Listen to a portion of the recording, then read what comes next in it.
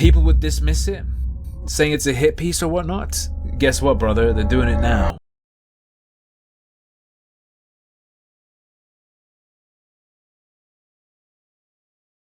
Retarded, like really retarded. I have some thoughts on the recent 2024 presidential election and the outcome of Trump winning. And before we get started, my name is Demi. Welcome to this channel.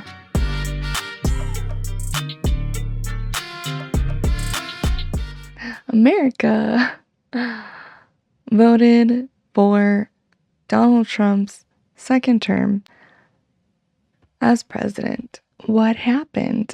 The Gamergate. Ever since Donald Trump was elected president of the United States, oh shit, that was this month. Fuck. It feels so fucking long because like every day it's something new. It's just like back in 2016, every fucking day there's something new. Like, this is a corrupt place. Everybody knows it's a corrupt place. But that's it. And that's why we held up the money. So the demand for an investigation into the Democrats was part of the reason that he ordered to withhold funding to Ukraine. Which ultimately then flowed. What you just described is a quid pro quo. We do that all the time. And I have news for everybody. Get over it. There's going to be political influence in foreign policy. Every fucking day there's something new. Like, okay, so we should have on the line here America's mayor, Mayor Giuliani, and we have Andre Yermak. And all we need from the president is to say, I'm going to put an honest prosecutor in charge. He's going to investigate and dig up the evidence that presently exists, and is there any other evidence about involvement of the 2016 election? And then the Biden thing has to be run out. I want nothing. I want nothing. I want no quid pro quo. Be run by honest people. That would clear the air really well. And I think it would make it possible for me to come and make it possible, I think, for me to talk to the president and see what I can do about making sure that whatever misunderstandings are put aside. And maybe even, I kind of think that this could be a good thing for having a much better relationship where we really understand each other. Let me remind you, we're a country fighting an active war with Russia. every fucking day there's something new. Like,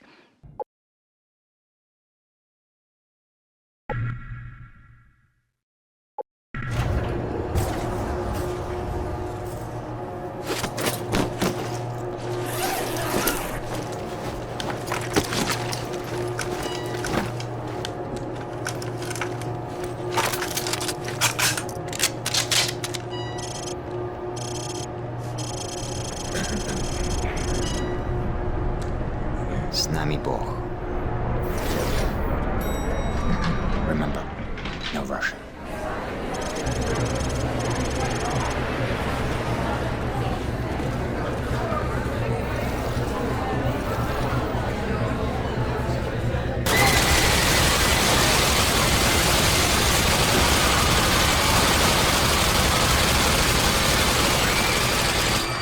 Seconds. Go. Man down. He's dead. Leave him. Go, go. This way. Let's go.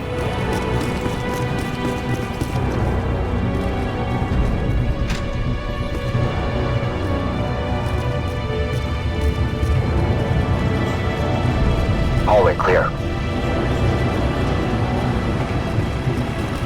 Hold your fire.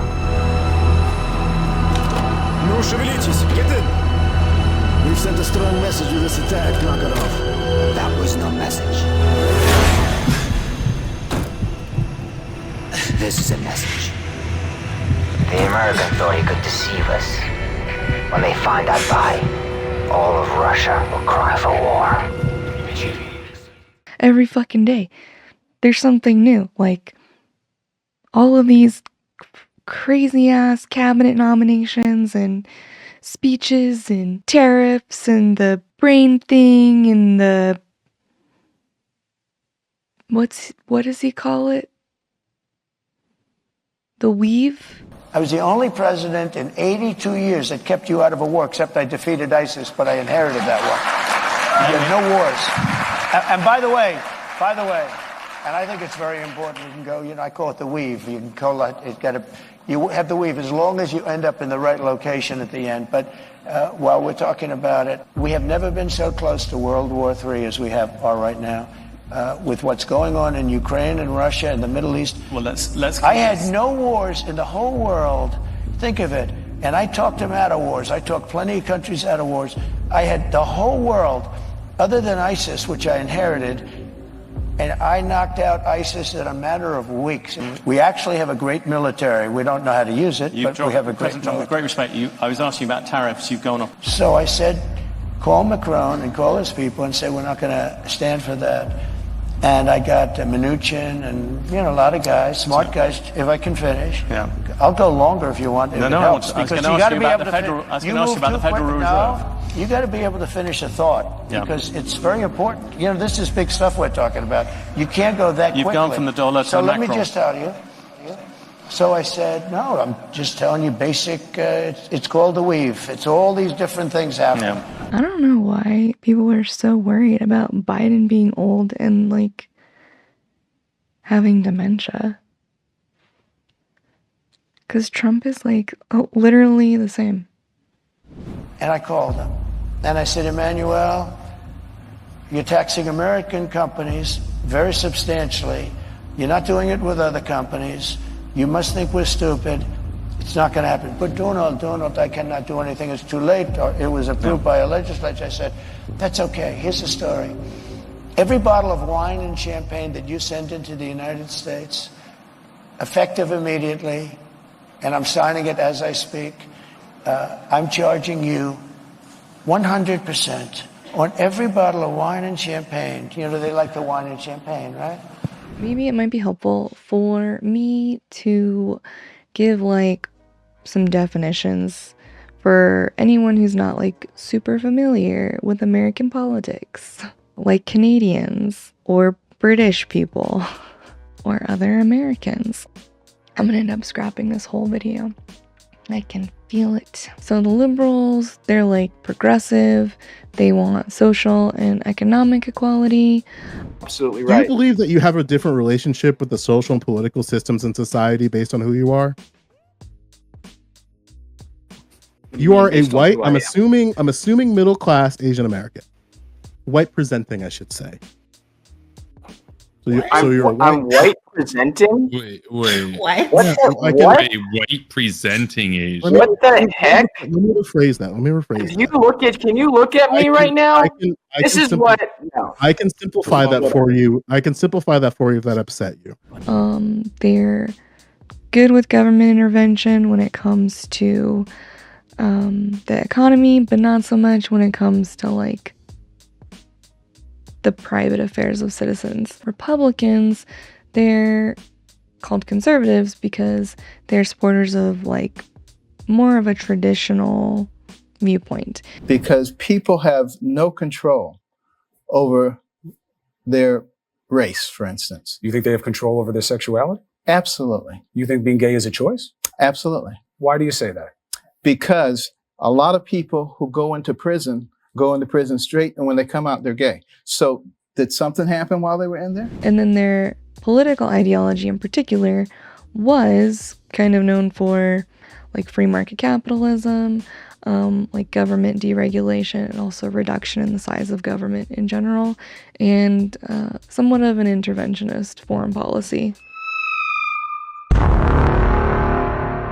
MAGA Republicans are supporters of Donald Trump. I mean, they like Donald Trump a lot. I would go to say they love Donald Trump.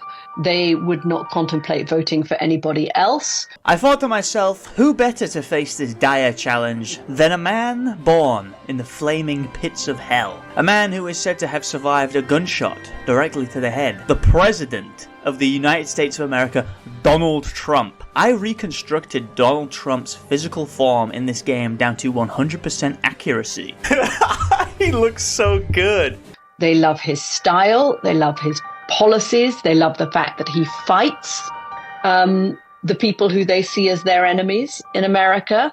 And that's really what MAGA means. It means to love Donald Trump at this moment. Looking at Donald Trump, realistically speaking, this guy is obviously some kind of holy warrior, Christ-like figure. So naturally, I need the golden halberd. For the purposes of the 2024 election, it means people who love Donald Trump. And I would say they are even more fervent, opinion polls suggest, in their support of Donald Trump than they were in 2016.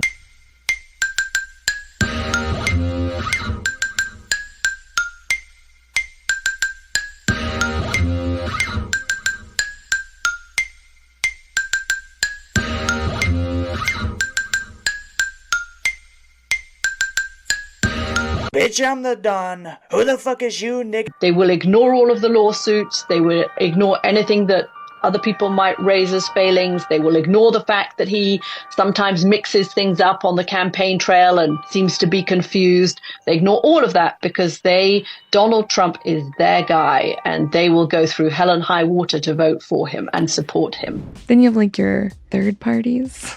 So like you have your libertarians, and they're kind of like conservatives, but they like hate roads, and they want to smoke weed.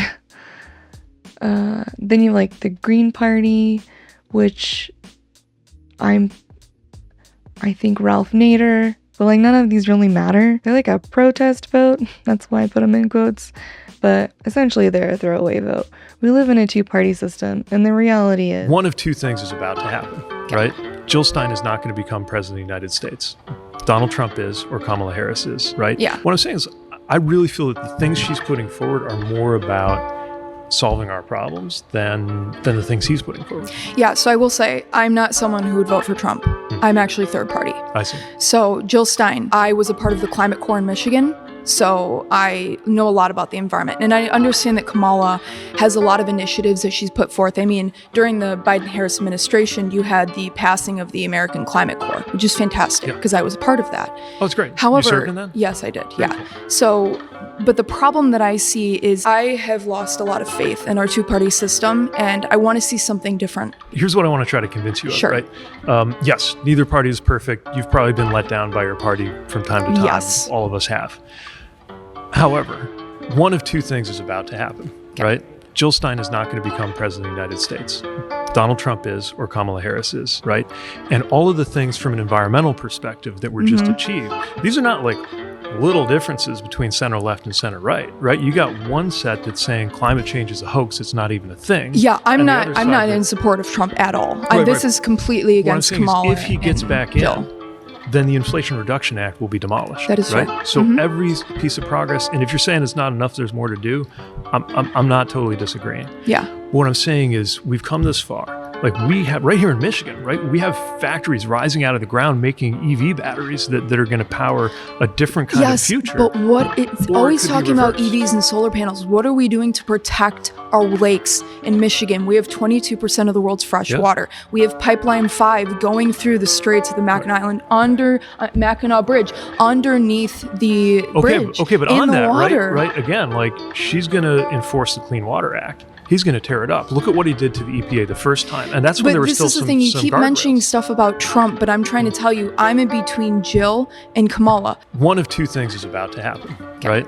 Jill Stein is not going to become president of the United States. Donald Trump is, or Kamala Harris is. Jill is fantastic. She's an activist. She has been doing this for years. And I understand Kamala has also gone against BP when it comes to, anything like that. But I just have a feeling that I would rather change up. I want to change up the situation that we have in America. One of two things is about to happen, right? Jill Stein is not going to become president of the United States. Donald Trump is, or Kamala Harris is, Same thing. And we're doing the same thing now. Why do we want to continue the system and not try to change it up for third party? One of two things is about to happen, right? Jill Stein is not going to become president of the United States. Donald Trump is, or Kamala Harris is. You really feel like nothing's gotten better in 40 years? I get that everything we want to have happen hasn't happened. But surely things have gotten better. I don't want history to repeat itself. One of two things is about to happen, right? Jill Stein is not going to become president of the United States. Donald Trump is, or Kamala Harris is. Gay people did this. I'm so mad at gay people. I'm so mad at the gay people that did this to me. We will deport the foreign jihad sympathizers and Hamas supporters from our midst. We will get them out of our country. I will ban refugee resettlement from terror-infested areas like the Gaza Strip. And we will seal our border and bring back the travel ban. Remember the famous travel ban? We didn't take people from certain areas of the world because I didn't want to.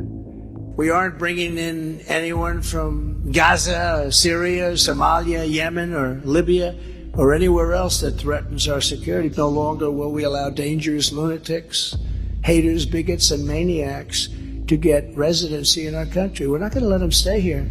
We're not going to let them. We're going to have the largest deportation effort in history. So you have to come into our country legally, and you have to love our country. You can't hate our country.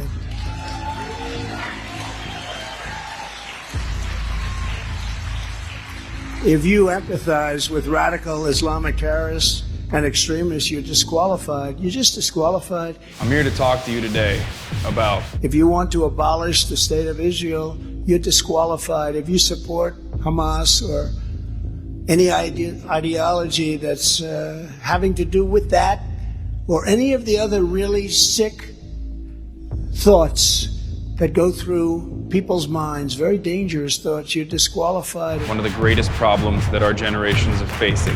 And if you're a communist, a Marxist, or a fascist, other than the people that are already here, of which many are in the Biden administration, you're disqualified. The biggest scourge that affects our society. When I'm back in the Oval Office, we will cut off every penny of money that we send to the Palestinians and the terrorists on day one. We will fully support Israel in defeating, dismantling, and permanently destroying the terrorist group known as Hamas.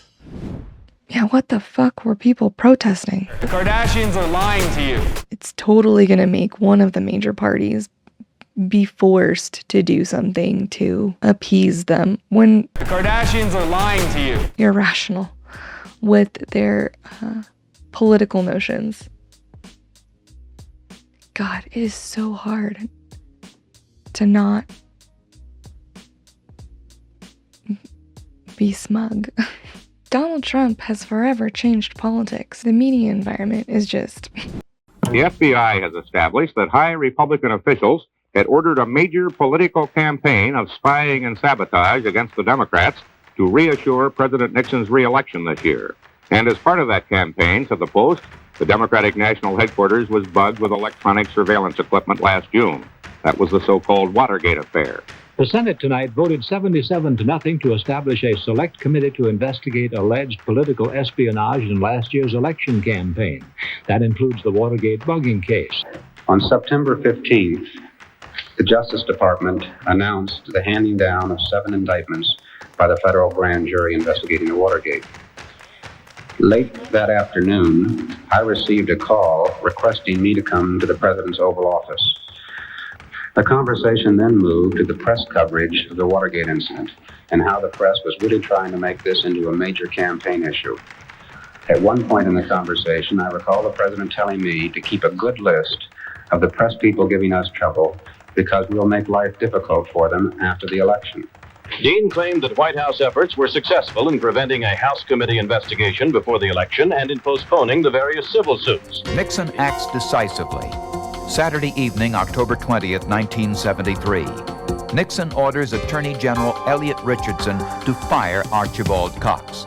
Richardson refuses and resigns in protest. William Ruckelshaus, the Assistant Attorney General, also refuses and is fired by Nixon. Solicitor General Robert Bork finally does the job.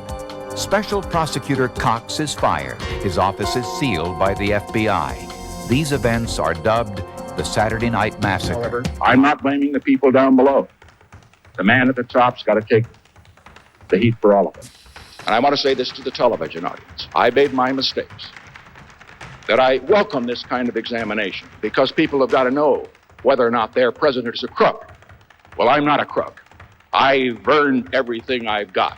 By an overwhelming vote of 410 to 4, the House of Representatives today gave its Judiciary Committee unqualified powers for an investigation to determine if there are sufficient grounds to impeach President Nixon.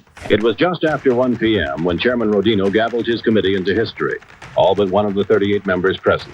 The chairman and the senior Republican set the tone for the hearings. I don't need to stress again the importance of our undertaking and the wisdom, decency, and principle which we must bring to it. We understand our high constitutional responsibility. We will faithfully live up to it. For some time, we have known that the real security of this nation lies in the integrity of its institutions and the trust and informed confidence of its people. We conduct our deliberations in that spirit. At 9 o'clock Washington time tonight, Mr. Nixon will deliver a live televised address from the Oval Office of the White House. All indications are that he will announce his resignation as the 37th President of the United States. I have never been a quitter. To leave office before my term is completed is abhorrent to every instinct in my body. But as president, I must put the interests of America first. America needs a full-time president and a full-time Congress, particularly at this time with problems we face at home and abroad.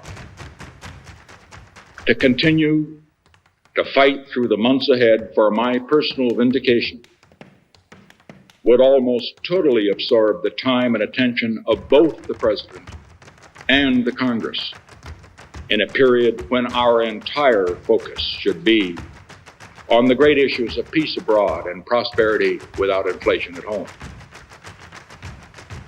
Therefore, I shall resign the presidency effective at noon tomorrow. Vice President Ford will be sworn in as president at that hour in this office. My fellow Americans, our long national nightmare is over. Our Constitution works. It's different. Second, please recognize that President Donald Trump was in a unique position, better informed about the absence of widespread election fraud than almost any other American. President Trump's own campaign experts told him that there was no evidence to support his claims. His own Justice Department appointees investigated the election fraud claims and told him point blank they were false. The responsible thing to do was to be in a position to have a view as to whether or not there was fraud. And frankly, I think the fact that I put myself in the position that I could say that we had looked at this and didn't think there was fraud was really important to moving things forward. And I sort of shudder to think what the situation would have been if the position of the department was, we're not even looking at this until after Biden's in office. I'm not sure we would have had a transition at all. Okay, what were your prior interactions with Eastman? He described for me what he thought the ambiguity was in the statute, and he was walking through it at that time. And I said, hold on a second, I want to understand what you're saying. You're saying that you believe the vice president, acting as president of the Senate, can be the sole decision maker as to, under your theory, who becomes the next president of the United States? And you said yes.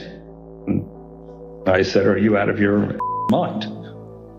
Right? And that was pretty blunt. I said, you're completely crazy. I said, you're going to turn around and tell 78 plus million people in this country that your theory is this is how you're going to invalidate their votes because you think the election was stolen.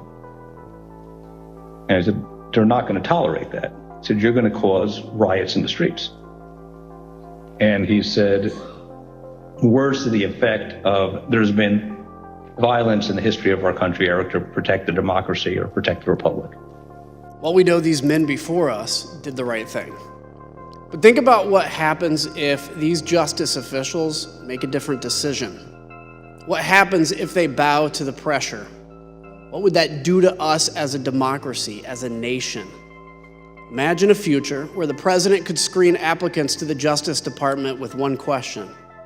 Are you loyal to me or to the Constitution? Jeff Clark was proposing that Jeff Rosen be replaced by Jeff Clark.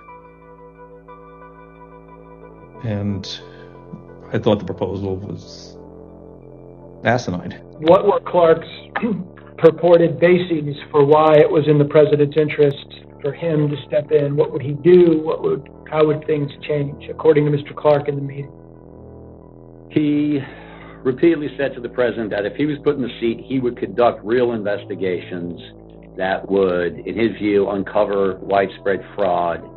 He would send out the letter that he had drafted, and that this was a last opportunity to sort of set things straight with this defective election, and that he could do it, and he had the intelligence and the will and the desire to pursue these matters in the way that the president thought most appropriate. And when he finished discussing what he planned on doing, I said,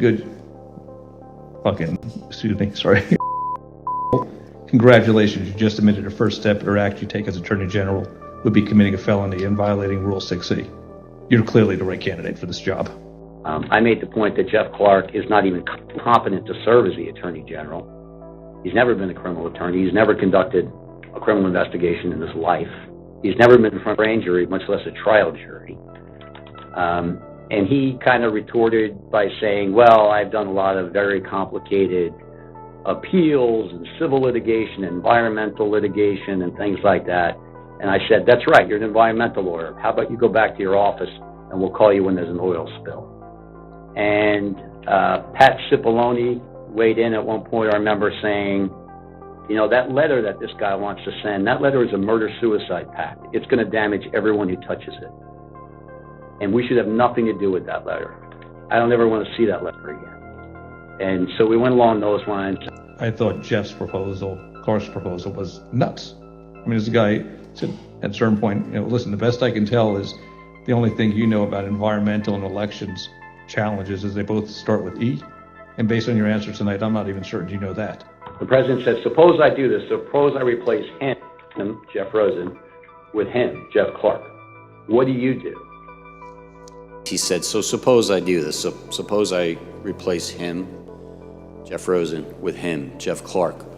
What would you do? And I said, Mr. President, I would resign immediately. I'm not working 1 minute for this guy, who I had just declared was completely incompetent. And so the president immediately turned to Mr. Engel, and he said, Steve, you wouldn't resign, would you? And he said, absolutely I would, Mr. President. You leave me no choice. When you damage our fundamental institutions, it's not easy to repair them.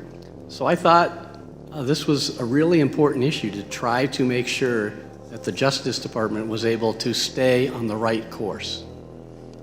And was Representative Gates requesting a pardon? Believe so. The general tone was, we may get prosecuted because we were defensive of, you know, the president's positions on these things. The pardon that he was requesting, was as broad as you could describe. From the beginning, I remember he's from the beginning of time up until today, for any and all things. He mentioned Nixon, and I said Nixon's pardon was never nearly that broad. He didn't care what the department's investigations proved. What good were facts when they would only confirm his loss?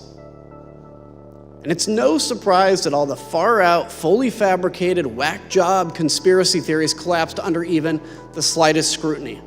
That insanity went from the internet to the highest levels of government in no time.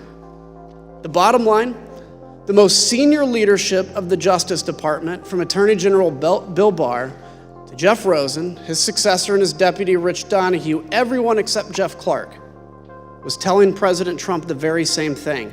The conspiracy theories were false. The allegation of a stolen election was a lie. The data left no room for doubt, nothing to question. And the Constitution left no room for President Trump to change the outcome of the election. But we're here today because the facts were irrelevant to President Trump. It was about protecting his very real power and very fragile ego, even if it required recklessly undermining our entire electoral system by wildly casting baseless doubt upon it. In short, he was willing to sacrifice our republic to prolong his presidency. I can imagine no more dishonorable act by a president. We owe a great debt of gratitude to these men you've heard from here today. Real leaders who stood for justice when it was in grave peril, who put their country first when the leader of the free world demanded otherwise. They threatened to resign rather than corrupt our democracy. And thanks largely to each of them, President Trump's coup failed. You heard from other good people too on Tuesday. They too defended us. But I'm still worried that not enough has changed to prevent this from happening again. The oath that we take has to mean something. It has to cut to the core of who we are and be the driving force of our service to this nation. Please consider today who had a hand in defeating President Trump's efforts to overturn the election. Vice President Pence, Bill Barr, Jeff Rosen, and others at the Department of Justice, state Republican officials, White House staff who blocked proposals to mobilize the military to seize voting machines and run new elections, our Capitol Police, aided by the Metropolitan Police, other federal law enforcement, and our National Guard, who arrived later in the afternoon. All of these people had a hand in stopping Donald Trump. This leads us to a key question. Why would Americans assume that our Constitution and our institutions in our republic are invulnerable to another attack? Why would we assume that those institutions will not falter next time? A key lesson of this investigation is this: our institutions only hold when men and women of good faith make them hold, regardless of the political cost. The day after, Eastman, I don't remember why he called me, and he texted me or called me, wanted to talk with me, and he said he couldn't reach others. And he started to ask me about something dealing with Georgia and preserving something potentially for appeal. And I said to him, "Are you out of your mind?" Right? I said, I only want to hear two words coming out of your mouth from now on: orderly transition. And I screamed, I said, I don't want to hear any other words coming out of your mouth, no matter what, other than orderly transition. Repeat those words to me. And I screamed, eventually he said, orderly transition. I said, good, John. Now I'm going to give you the best free legal advice you're ever getting in your life. Get a great criminal defense lawyer. You're going to need it. And then I hung up on him. We have no guarantee that these men and women will be in place next time. Any future president inclined to attempt what Donald Trump did in 2020 has now learned not to install people who could stand in the way. And also, please consider this: the rulings of our courts are respected and obeyed because we as citizens pledge to accept and honor them. Most importantly, our president, who has a constitutional obligation to faithfully execute the laws, swears to accept them. What happens when the president disregards the court's rulings as illegitimate? When he disregards the rule of law? That, my fellow citizens, breaks our republic. Trump went on Lex Friedman's podcast, and there was a moment where he accidentally told the truth, and he said he, quote, lost by a whisker. Okay? Well, Nick is not too happy about Trump's admission there, and he has a lot to say about it. Let's listen. It's just because it's bullshit. They sold out. They sold out everything that MAGA represented at one point, and everything that it was is no longer. It's just really sad. And 2020 comment, it's like, wow, that's how pathetic it's gotten. He's admitting, he says, oh, I lost by a whisker. So what was the point? Like, what's the point of any of it? You lost in 2020? Seriously? I mean, what are we even doing anymore? Then you're a loser. Then you're a loser. You just lost. Then you lost to Joe Biden. You deserve to be charged. If he admits that he lost, then that actually vindicates the DOJ charge against him. Because the charge is that he knew he lost, but he lied to defraud the people. That's the DOJ's charge. So why did we do Stop the Steal? Why did anyone go to January 6th? Why is anyone sitting in jail? Why did anything bad happen to anybody? Why did everyone get censored? Why is everything bad that has happened to the people that are involved, why did that need to happen if you're just gonna walk it all back and say, oh, I lost? Well, it would have been good to know that before 1,600 people got charged. It would have been good to know that before I had all my money frozen, put on a no-fly list, banned from everything, lost all banking and payment processing. Would have been good to know that before I, in 2017, dedicated my life to this as an 18-year-old in college. Just feels like a big ripoff. And don't get me wrong, I'm an adult. It's not whining, I'm not complaining about it. I'm saying you can't say those things for that reason. Like, don't get me wrong. I don't regret anything, and we all make our choices, and look, it didn't work out. It is what it is. So I'm not mad saying I want those years back, I want those decisions back. I'm not saying that. I'm saying that just goes to show what a tremendous betrayal it is. It's just such a callous indifference to the sacrifices that his supporters made on his behalf. People are more willing, I think, to tolerate losing than a total betrayal. It feels now like the whole thing, and it wasn't pointless, but that's how it feels at this point. So, I know everyone considers me to be an extremist, but I'm the logical conclusion of Trumpism from 2016. I was the Trump generation. I turned 18 when he became president. I was one of the first guys, one of the first influencers in the post-Trump world. And, and I didn't leave the movement left me. When I got into the right wing in 2016, it was about three things: hating women, being racist, being anti-Semitic. Those were the three things that the 2016 revolution was all about. That's what the online right was about. That's what the right wing on Twitter was all about. It was about being sexist, being racist, being anti-Semitic. And I thought everybody was on the same page. As time has gone on, however, the only thing that they remain is racist, and that's it. They're not anti-Semitic. They're not sexist. They just beat up on blacks and Indians all the time. And it's almost making me sympathetic. It's like, guys, we gotta shit on women too. And at the Trump rallies, they're yelling, trash for Trump, trash for Trump. And I saw other people. I saw white guys. I saw Hispanic guys inside trash cans, jumping out of them with Trump signs. White guys with garbage bags that say trash for Trump 2024. And that was kind of like, to me, that was the moment when I realized Trumpism was a cult. That was the moment when I realized liberals are right. That was the moment when I realized it has gone too far. It is Frankenstein's monster. We have created a golem. It is a problem. For years, liberals said, it's a cult. You're in a cult. And I said, well, you're going to jail. You're going to jail. It is a cult, and we're in it, and you are going to jail. That's how I felt about it for the past 8 years. But then I saw themselves dressing up as trash, like uncritically just dressing up as garbage and saying, we're garbage. And I said, yeah, I think we have a problem. It's like that moment in Scientology when they tell you about Xenu. It's just different.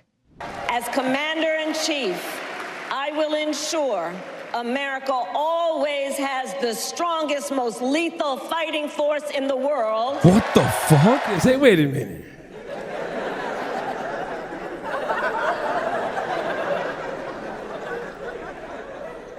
motherfucker's a retard. Liberals fucking chanting USA after she said we have to have the most lethal military force. What is this, bro? What is this? Like, welcome back Hitler? Like, what's going on? What the fuck's happening here? If you don't recognize how fucking terrifying that is, that a Democrat is saying that, and a room full of Democrats are cheering that on by going USA, USA, you've lost the plot. This is shit that you hear at a fucking Trump rally. Here we go again. Cocaine is a hell of a drug. As Commander-in-Chief, I will make sure America has the strongest, most lethal fighting force in the world. Donald Trump, on the other hand, has shown his contempt for our nation's heroes, calls them suckers and losers, called a 4-star Marine general a, quote, lowlife. I will always honor, never denigrate, the service and sacrifice of our troops and their families, and fulfill our sacred obligation to care for them. But he basically said to you that those who died for America on the battlefield were losers and suckers, and he said it more than once. Yes, but he would say it would always, did something else would get him going. Oftentimes, again, McCain, he talked about, and it was like almost a recording, but the point is, anyways, he would say it at times, sometimes unexpectedly, but he never could wrap his arms around why people would serve the country in uniform. What was in it for them? I think he just could never wrap his arms around why people would do things selflessly. What's in it for them? I think that's a much more powerful, but that's just me. Hertler. Welcome back, Hertler. It's no longer Hitler or Himmler. It's Hurler. You spend a lot of time on Twitter. That's not necessarily like a fucking admirable trait, dude. What happened? Why did this happen again, right? And I spent like actual years just writing about white men because I Okay. The CEO of Sweet Baby is all up. Companies are putting a greater effort in diversifying their games. What does that change? Why are they doing that? What double plus good change are they going to make occur naturally? Not force, not force. I think it's time. It's epic gamer time. At this point, multiple journalists, games journals and otherwise, have covered what's being dubbed Gamergate 2 by some. The latest article is on Verge and it's by Ash Parrish, and some of you may have seen her around on Twitter saying dumb things. Ash Parrish wrote for The Verge a little article called The Return of Gamergate is Smaller and Sadder. Surprise! Ash Parrish previously worked at Kotaku. She left a message. She left the Discord group of those guys with a message. I hope those of y'all with an open mind realize that Sweet Baby is not your enemy. They tried to get their shit banned. Yes, in those terms, they absolutely are their enemy. Absolutely. I hope you realize that quote-unquote woke is also not your enemy. Define it. Otherwise that doesn't mean anything. I presume her definition would not be the same as theirs. Meaningless statement. Meaningless statement. And that your group's continued quote-unquote crusade against quote-unquote woke makes you look bigoted to the people they already hate. Hi, I'm a journalist. I think you should really start optics cucking. By the way, I'm in a position to decide your optics because I write for an outlet. You should optics cuck. By the way, I decide what your optics are. I hope you understand that non-sexualized depictions of women, the inclusion of people of color and queer people in the games themselves, smash them up, mash them into a paste, compress them into a disc, making them and writing about them is a net positive for gaming. Why the hell would she say it's a net positive? Why would she say it's a net positive? She thinks there are downsides to it. That's pretty anti-woke, Ash. That's pretty... Why would you say net positive? Something to be celebrated, not memed. And while I believe you when you say you're gonna try to clean up your act, did they say that? That's so cucked. There will be those who don't want to clean up their act. What is even being said here? It happened with Gamergate and QAnon, and it'll happen again. I hope you'll stop digging through Kim Belair's and Alyssa Mercant's social media, but not David Bedard's social media, that's fine. Not Chris's social media, that's fine. In the tide misogyny of the internet of Gamergate. There it is, guys.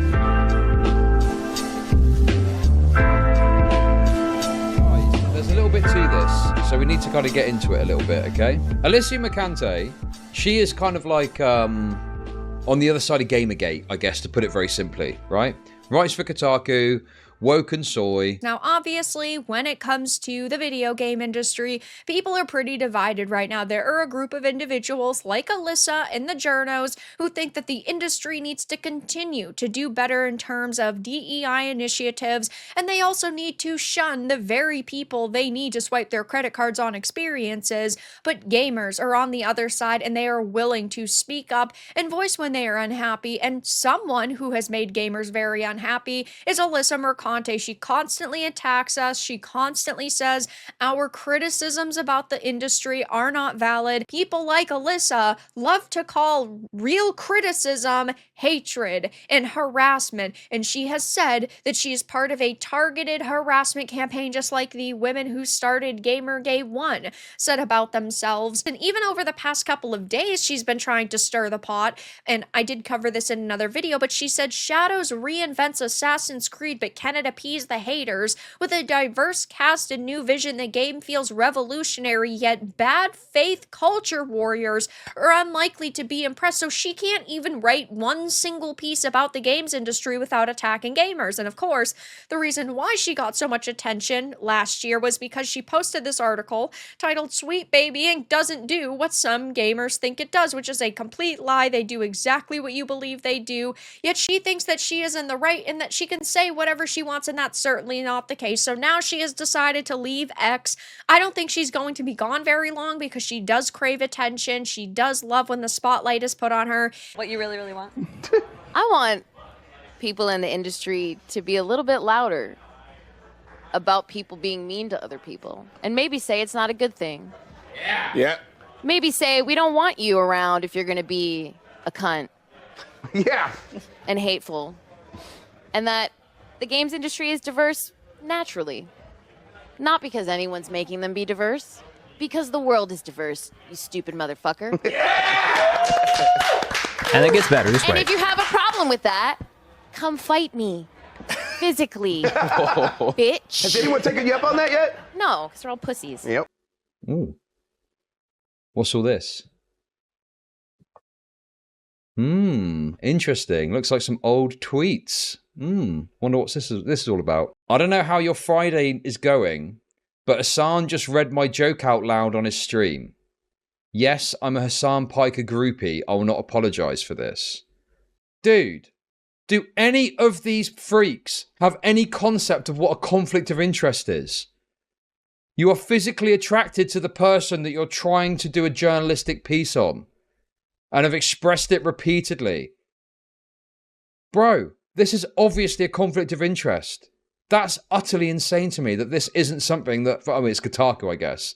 But any decent editor would be looking at this and going, unfortunately, it's not really appropriate for you to do a piece about Hassan because you've got all of this back history of thirsting over him and being clearly physically attracted to him. Talking about being a fucking Hassan Piker groupie, and now you want to try and do a journalistic piece. It's so slimy and fucked, dude. It's so obviously wrong. And anyone that was fucking serious about this shit, that was the concern. This sort of client journalism that these freaks were doing for the lefty fucking lovies that they liked. I've been inseminated by a pic of Hassan wearing his new union-made merch, Bernie Sanders while reading Dune. Atting Hassan too. Atting Hassan. Talking about being inseminated. Right, okay, that's normal behavior, isn't it? That's perfectly normal, not questionable behavior from someone that now wants to write a piece about them. Bro. How's he signing anything with those sausages? Baby, if you're in New York, you're supposed to tell me. Okay, dude. Can we just imagine for a second if this was a male journalist. Imagine for a second it was a male anti-SJW style journalist that was doing this to a woman. But how do I make money? Could you fucking imagine the response, dude? Hassan only dates porn stars, so I'm happy to announce my off. Okay, Alyssa. But this is totally unhinged behaviour. More so if you want to then write a journalistic piece, but no one seems to notice. No one seems to care. I mean, it's just fucking... Dude. Hassan, let me on the show to break down this Gamergate 2 nonsense.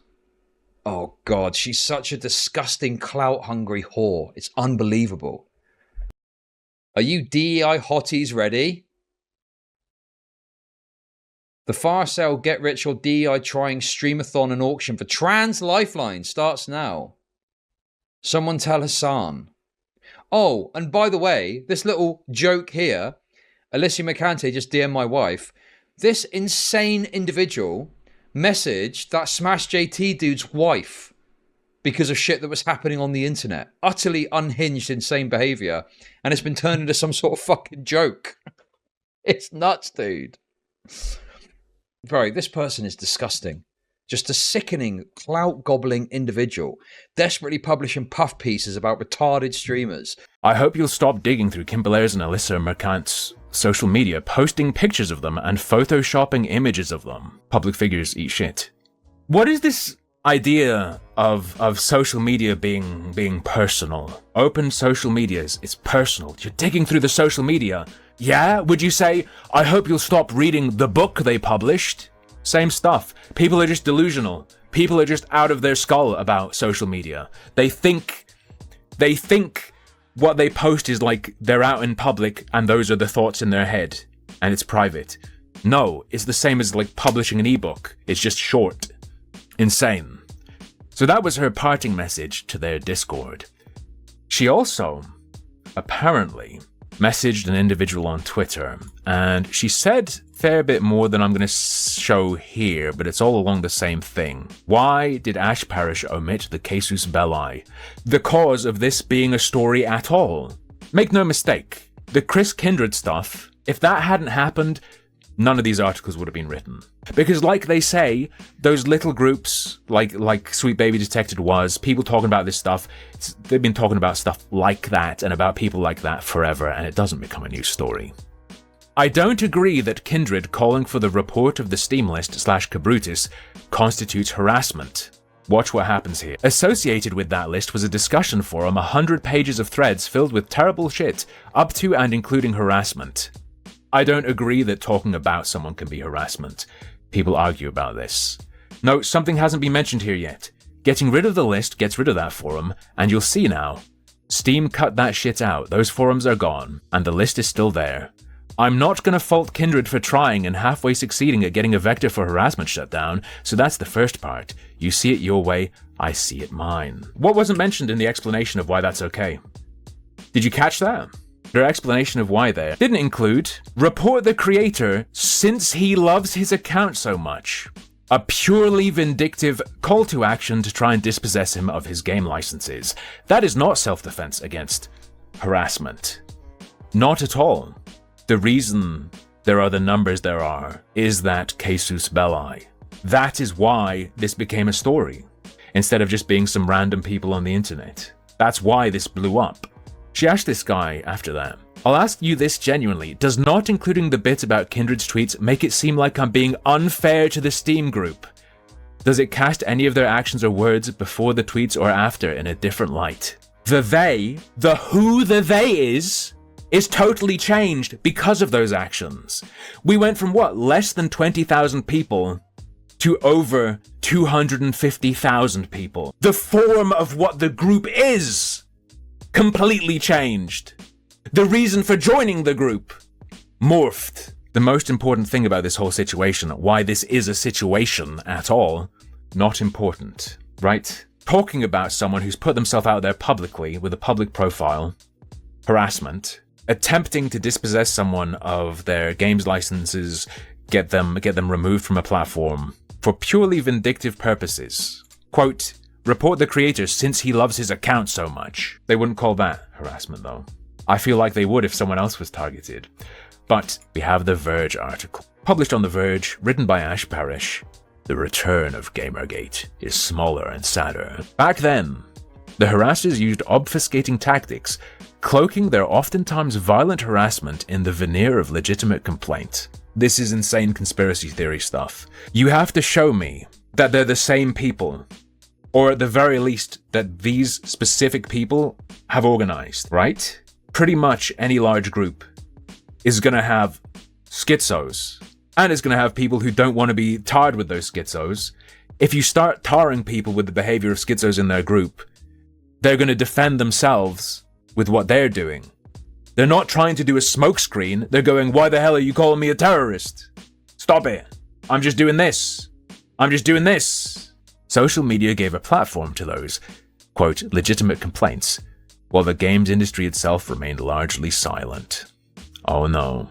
Allowing the movement to grow into a many-tentacled behemoth, cool it with the anti-Semitism, please, that bolstered the ranks of the, quote, alt-right movements that plague our political landscape to this very day. But this time, instead of assembling under the false banner of ethics in journalism. True, I would say that doesn't exist either. You're correct. Ethics in journalism, not a thing. Hasn't been for a long time, if ever. Separation of church and state, the degradation of separation between editorial and advertising, that's gone. Ethical journalism, non-existent. The harassment campaign against Sweet Baby echoes the Gamergate movement of 10 years ago, once again targeting women, people of color, and journalists. The three genders. The neo-Gamergate fervor surrounding Sweet Baby started with a Brazilian Steam user by the name of Cabrutus. In January, he created the Steam curation page called Sweet Baby Inc. Detected, which, the page description explains, is a tracker for games involved with Sweet Baby Inc. In an interview with Cabrutus in Geeks and Gamers, he believes Sweet Baby is responsible for forcing political agendas and DEI, the abbreviation for diversity, equity, and inclusion, into their games. Forcing? The force isn't like Kim Belair holding a gun to their head. The force is more systemic, which I'd think they'd understand, presumably as leftists, right? They'd understand systemic pressures. He said, I started noticing patterns in some games, like ugly women and male characters being weakened to make female ones look stronger. Cabrutus said in Geeks and Gamers. The game that brought his attention to Sweet Baby was God of War Ragnarok. I think anyone who played God of War 3 would find it really weird when Kratos decided to spare Thor and says, we must be better. That simply didn't fit the character. Does Sweet Baby oppose that decision? It's one thing to say, like, it's not their fault. He's accused them of doing this, which we haven't seen here yet. If they are in line with that, it still makes sense to avoid games where a consultancy that supports that sort of style and taste works on it. It still makes sense to avoid stuff they worked on. What consultancies worked on a game is a parameter you could use to narrow down which games you want to buy or not. How else do you judge a consultancy for those purposes? You judge it on the back of what they've worked on, surely. Because how else would it just be it's never okay to make a curator to avoid a consultancy because you don't know exactly what they worked on? The information you've got to work on is what games have they worked on.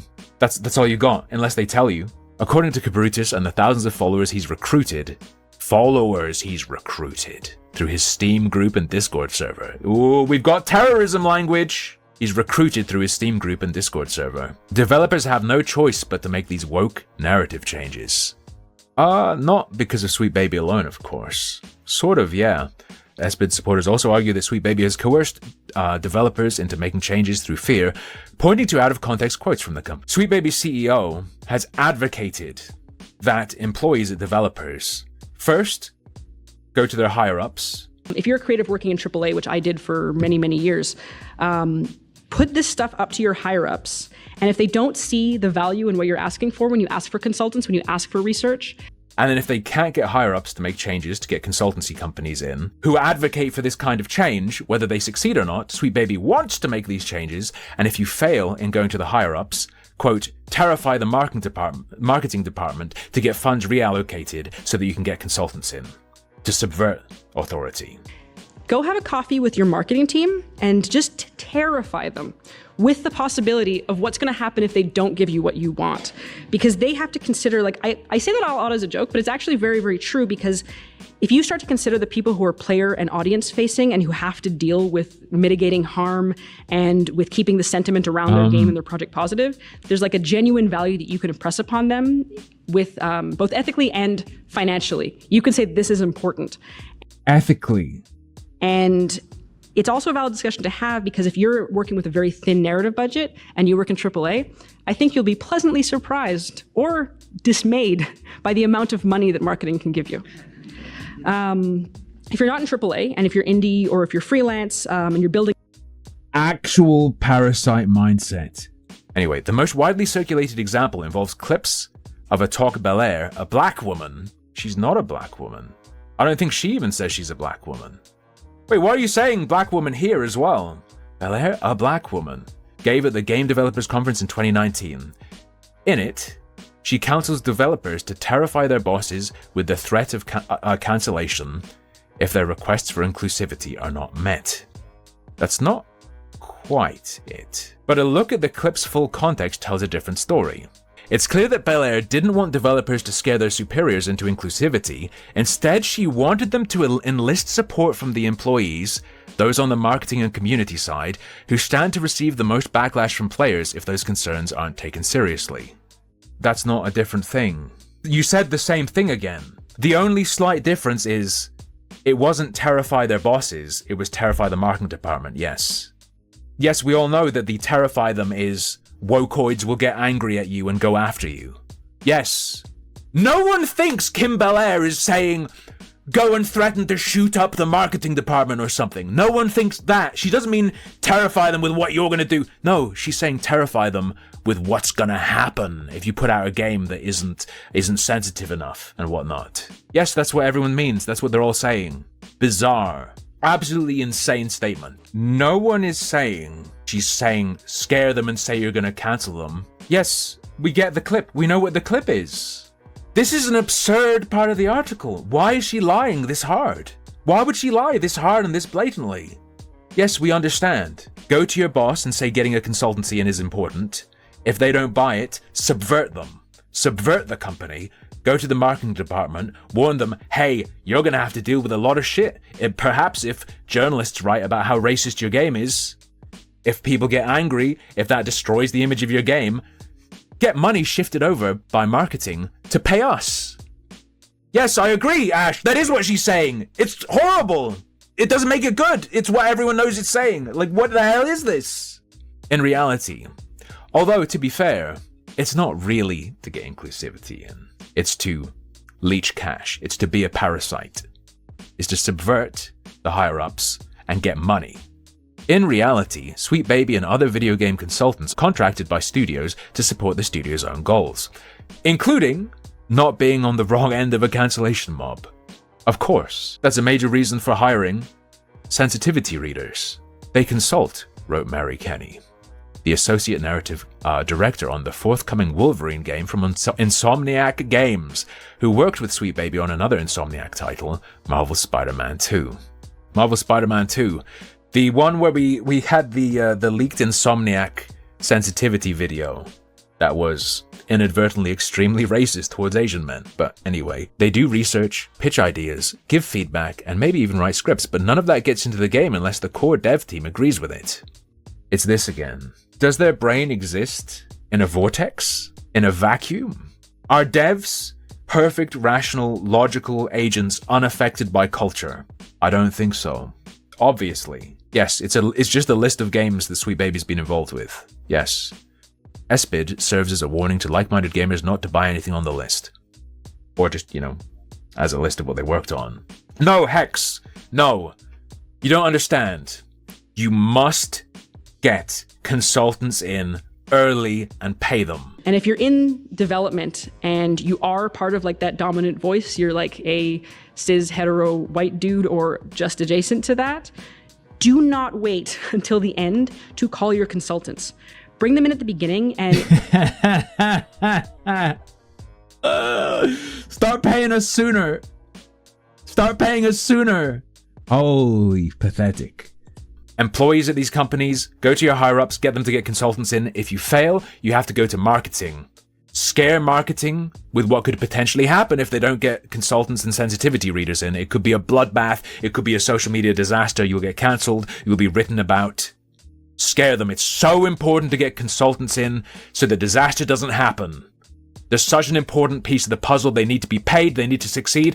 By the way, they also don't actually do anything on your game, so you can't blame them for the quality of anything they've worked on. If it's good, that's them, though. If it's good, that's them. This is, I want games to be my way versus your way. And it's like that because of how hostile journalism and advocates have been. That I feel like a lot of the people who are just like, I don't want there to be any of these horrendous pressures on making creative works, those guys, I think they pieced out. I think they mostly pieced out. Now it is just the people who are like, I want everything paused, I want everything black and gay, versus I want everything white and I want everyone to have huge tits. Those two currents are much stronger on either side now. Like, and you did it, so live with it.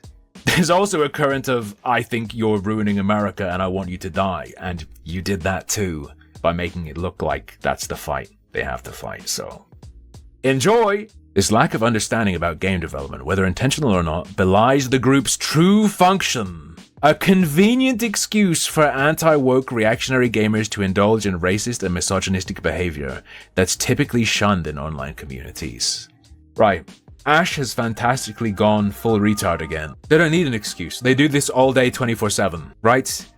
They've just gone where the people are. The people saying whatever stuff you're upset about, they're saying this anyway. They were just saying it somewhere else before now. They're not like, I'm so glad I can say the N-word now that there's a Steam curator group. When I act racist, homophobic or whatever, I feel free, one poster wrote in the Discord. That's absolutely hilarious and amazing. Gamergate unleashed a wave of harassment targeting women, journalists, and people of color. Again, look at this incredible sandwich.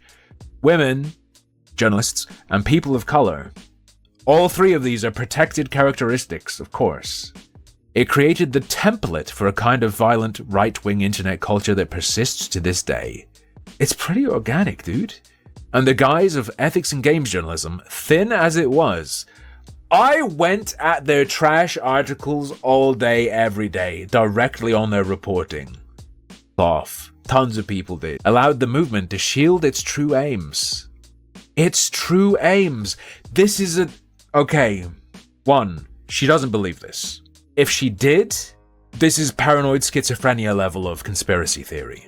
This is a conspiracy theory. You believe these thousands of people organized to stratify themselves into the harassers and the cover class. No. Let me explain why this is so absurd as well on its face.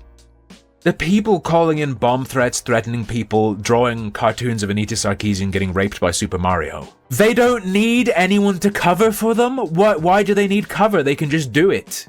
Protect them from what? What are they being protected from? Did you go to the police and the police went, sorry ma'am, it's actually about ethics and games journalism. I know my shirt's falling off. This is one of my obesity shirts. What does the cover do? Nothing. All the people doing that stuff can just do it. They can do it now. They do it now. They just do it to different people who you don't care about. They only care about it because it's them and theirs. The only reason these people were the target was because it got a lot of attention at the time. The people who pull that stuff pull it all day, every day, all year. You just only cared because of who it was towards this time or that time. You don't care when it's people like me. F yourself. Improving diversity continues to be an animating force in the industry. They're necromancers. Xbox, Nintendo, and Sony have made DEI a core part of their business, with commitments to diversify not only their workforces, but their games as well. This was called a conspiracy theory earlier, wasn't it? Wait, what? So it is a political, commitment to shape what's in games. To have humans, and to have humans align with the political values of diversity, equity, inclusion, whatever. DEI is a moral necessity.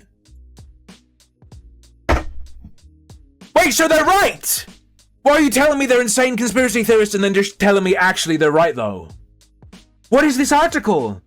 DEI is a moral necessity until the people making games are a decent approximation of the world they are making games for. Why? Wrote Sam Barlow, director of several award-winning games, including Immortality, Telling Lies, and Her Story. No, Siffy. This is now, you take the current world. They're talking about the real world. What do they think about solo developers? Sorry, is being a solo developer immoral? Is being 100% white wrong if you're developing something on your own? It's a moral imperative to have a studio's makeup have the same racial ratio as the whole world. Wait, the whole world or just your country? Where's the line drawn for the racial ratios? It's for a global... They're making games for a global market. Wait, if you're making games for a global market, should it also reflect... Should it... Wait! Until the people making games are a decent approximation of the world they're making games for? How many English speakers should be on any given team? How many people who can even speak English should be on any given team? Or are we just talking about melanin levels? This is absurd. Your game studio should be made up of a bunch of monolingual people who don't speak each other's languages to reflect the world you're making games for. Why is it a moral necessity anyway? Also, saying DEI is a moral necessity tells us that it's being pushed and forced as a moral imperative. They want the whole world to be like Tekken 8. That would be kind of sick, but that's not really They spent 80% of the article telling us that this is occurring is a conspiracy theory and they're insane. Spent the last 20% telling us no, they're actually correct. SBID's championing of developer freedom and creativity. They don't champion that. That's not true. Not really. That was like an old Gamergate thing. You killed those people off. You killed the nice boys and girls off by calling them terrorists and racists and misogynists. They pieced out. You've got the people who are like, give me the tits. Give me white women with huge tits. That's what you've got now. That's the culture you curated from 2014 onwards. I'm sorry if you don't understand you did it, but you did. You fail to consider the possibility that the diversity they oppose might actually be what developers and gamers truly want. You've presented us that they believe it's morally necessary. It's a crusade, you have told us. It's the reason studios hire companies like Sweet Baby in the first place. Where did the nice people go? Just sort of like settled down, became less involved with stuff.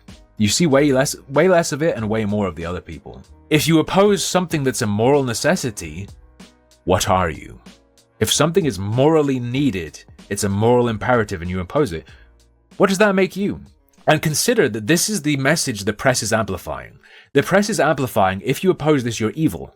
By the way, no one's trying to force anything. The next step for what Hassan is going to do is he's going to Google this guy's name, go through his Twitter, and then he's going to Google the company and go through their Twitter to see if he can find anything that looks even remotely not supportive of progressivism on the whole. Wait, what? Who the is this kid? He said, I share as much misinformation as anyone on the right? Show me this motherfucker's Twitter right now. Alex Mahadevan, who works to debunk misinformation as the director of MediaWise at the Poynter Institute, a nonpartisan nonprofit organization, said young people's increased trust in the online chattering class rather than in the mainstream media was a problem because content creators, unlike most journalists, are bound by no journalistic ethics. That pertains to people across the political spectrum. Hassan Piker, a popular left-leaning streamer on Twitch and YouTube, shares as much misinformation as anyone on the right. Oh, no. The voices young conservatives are listening to online? What? It's funny, he's only getting this linked because he wants to see his name in it. There's no shot that he would read an article longer than like 180 characters. Oh, hold on, just as a quick thing. His next step here, the reason why I was late today, again, is because I was pre-watching everything. The next step for what Hassan is going to do is he's going to Google this guy's name, go through his Twitter, and then he's going to Google the company and go through their Twitter to see if he can find anything that looks even remotely not supportive of progressivism on the whole, and then he's going to call them Nazis or genocide supporters or whatever he can find to link them to a bad particular thing, and then he's going to write them off and move on from there. There you go.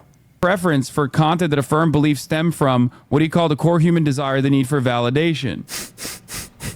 Oh, no. Show me this motherfucker's Twitter right now.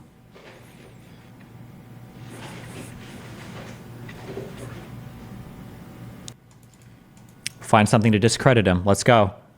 Dumb centrist fuck. Oh, okay, centrist. Okay. True. Okay, keep going. Don't worry, you'll find something to write him off. You can do it. Bro, in an article... Do you agree with the article's claim as a whole? Like, does Hassan share as much misinfo as someone like Tim Pool? Yes, absolutely. Or maybe more, just because of the raw amount of hours that he streams. Like, Tim Pool shares as much misinformation as possible, but I think Hassan does as well. I mean, like, if you want to see the quality of the man, I mean, like, this is Hassan's style of research.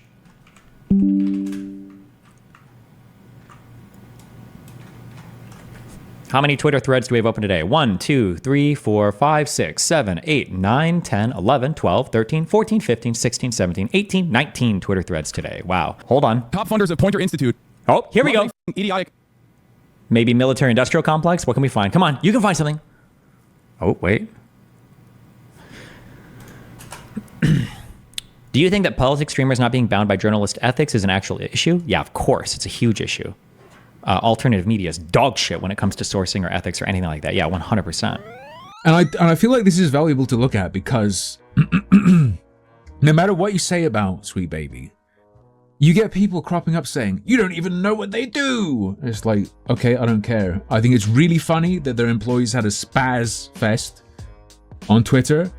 And I think it's really funny that they keep working with studios that shutter after they worked with them. But you know what? Okay. Let's learn about the kind of things they do. And I think that that's actually shown in the way that we manage representation, which we still consider it this like deviation from something that is normal. And representation is this like very, very scary and very uncertain thing. Representation is super fucking weird. The idea that the motive is moral, that it's justice, to make a character who is the morally correct character to present to an audience. That's fucking weird. That's really weird and is not normal. We end up just kind of sanding down all the rough edges instead of building something new and building something out. Right, yes, okay, they are a subversive company, just explicitly. We're not here to just advise, we're here to morph it into something completely new when we consult. Something as demonstrated through the example that has no relation to the original intent. Okay, never mind. I fucking hate this, man. I want to be able to have like super contrarian takes to the masses. I was watching this hoping I'd be able to go like, people have this fucking tinfoil hat about this little consulting company. But actually, I listened to the CEO explain everything and it's fine. No, it is what people fucking say about it. Fuck me. What's a cool thing that you want to see from characters who look and act like you? And it's not the way we're taught to talk about it, but I think it could be. Because even when we're... You're a fucking parasite. You want to take over the role. You're supposed to be consulting, not turning that company into an engine to make your game. You're supposed to be a consultant, not an ideas guy, having a company pump out your concepts. But in my Mass Effect experience, this is almost an accidental form of representation because it's something that's a possibility. It's not guaranteed for any player depending on the kind of character and the Commander Shepard that you make. Guys, these people go, what the hell is forced representation, forced inclusion? And a lot of times people can be unreasonable about calling something forced representation, forced inclusion, accusing people of wanting to force it. She's now literally complaining that something isn't forced, that a form of representation isn't forced, that it's a possibility and it isn't just the default. I don't know, I think the tinfoilers have something, dude. I thought, wouldn't it be amazing if this wasn't an accident, but it was actually the intention of the game designers? What if they... She's literally desiring, when there is an option to give people freedom to create and choose, she would prefer representation to be forced, i.e. forced representation. This is a really good way to define it and explain what's meant, actually. Crazy. They actually said, you know what? We're going to set out to create a moment of joy in people who look like this, people who feel represented. We're going to set out to create a moment of joy in people who look like this. That's weird as hell. The thing that kicked off Gamergate, that hashtag Gamergate, came about because of an article called Gamers don't have to be your audience. Gamers are over, and a slew of other articles that were rapidly released that echoed it. And something very significant about that article wasn't just that, oh, the game industry is more diverse, we have to appeal to all these different people. Because look, all these people have come into the games industry. Never mind that that means actually it appeals to them anyway. They then went on to say, we have to clamp down on online platforms. Spaces need to be moderated more heavily. People forget about that. People forget about that. A huge part of it was all these outlets coming together and saying, we need to stomp on people, we need to restrict what people can say. That was part of the spark. And that's what we have again. That's really why it's similar to Gamergate, because of the Sweet Baby Inc. employees, contractors, whatever they are, calling to have this guy nuked off Steam, to have the curator page he made nuked off Steam. As Trump once again heads out on the campaign trail, this is part of a broader far-right panic about diversity and inclusion that has already resulted in proposed regressive anti-women and anti-woke legislation in the US and elsewhere. This is insane mental illness. These people are going to destroy themselves. This is actually unhealthy. The agency in question has of course done nothing of the sort. It is simply a narrative development studio, the video game equivalent of strip doctors. Hey, that's what the Kotaku article said. Do you want to know something cool? Nathan Grayson, the journalist who was sleeping with a game developer and wrote about that developer, he has his own publication now, his little online publication. Something really weird in his article about this. He said exactly what Sweet Baby said about themselves, that they don't sand corners off things and instead, create something new. It was very weird to read. It's very weird to read. Makes me suspect, perhaps, he's not even really the sole author of his piece. Weird, right? Do you want a little bit of a history lesson? Do you want to know what we learned about in Gamergate? Journalists, game journalists, and journalists who write for sites like Guardian, have a tendency to form private groups together, wherein they discuss what and how to cover what. They talk about what's the right way to cover something to support a person they have connections to. Did you know that in one of these private groups, a bunch of games journalists discussed sending flowers to the game dev journalist Nathan Grayson? Had a relationship with. Isn't that weird? People who cover an industry and people who are part of that industry having such a connection that they really want to be private? That's really, really suspect and unprofessional. Strange. Anyway, that works with video game developers to ensure... Wouldn't it be strange if there was a group like that right now where they discussed exactly the phrasing they were going to use in their articles, and that's why they're echoing and mirroring each other? But of course, it doesn't really matter if they have a group like that or not, because they are very clearly looking at each other's articles and echoing it. PC Gamer cited the Kotaku article. Isn't it weird, the exclusion across all of them of what the Sweet Baby Inc. employees did, of how they tried to sick people on an individual to get him wiped off Steam? Weird. I wonder if this article will include it. Anyway, works with game developers to ensure their plots make sense and their characters aren't embarrassingly out of touch. Their plots make sense and their... Oh, isn't this weirdly similar phrasing to the Kotaku article? That's really weird. The consultancy's mission statement is to make games more engaging, more fun, more meaningful, and more inclusive.